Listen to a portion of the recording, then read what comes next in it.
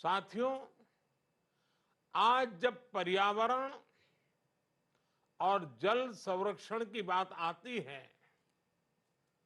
तो कई सच्चाइयों का हमेशा ध्यान रखना है। भारत में दुनिया के कुल फ्रेश वाटर का सिर्फ 4% ही है।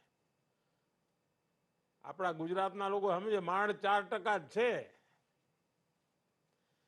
कितनी ही विशाल नदियां भारत में हैं, लेकिन हमारे एक बड़े भूभाग को पानी की कमी से जूझना पड़ रहा है। कई जगहों पर पानी का स्तर लगातार गिर रहा है। क्लाइमेट चेंज का और ये संकट को और गहरा रहा है।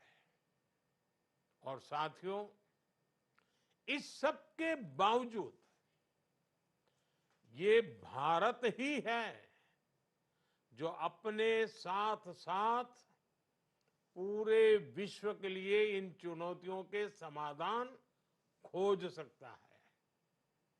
इसकी वजह है भारत की पुरातन ज्ञान परंपरा।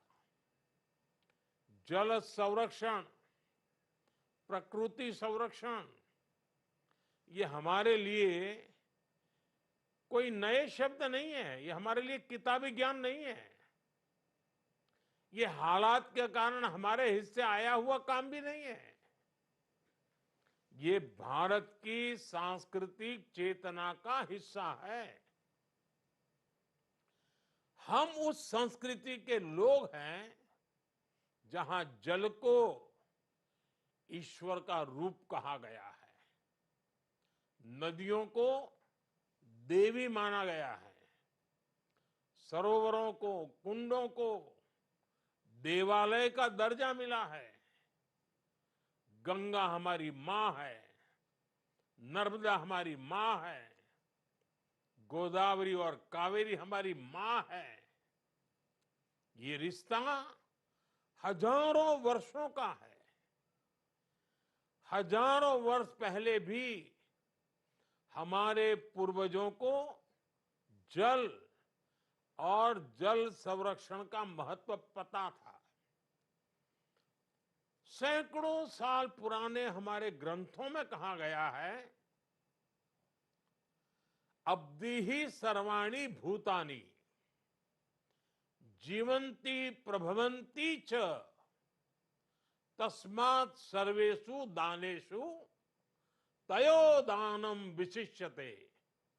अर्थात सब प्राणी जल से ही उत्पन्न हुए हैं, जल से ही जीते हैं। इसलिए जलदान, दूसरों के लिए पानी बचाना, ये सबसे बड़ा दान है। यही बात सैकड़ों साल पहले रहीमदास ने भी कही थी। हम सब ने पढ़ा है। रहीमदास ने कहा था, रहीमन पानी राखिए, बिन पानी सब सून। जिस राष्ट्र का चिंतन इतना दूरदर्शी और व्यापक रहा हो, जल संकट की त्रासदी के हल खोजने के लिए उसे दुनिया में सबसे आगे खड़ा होना ही होगा।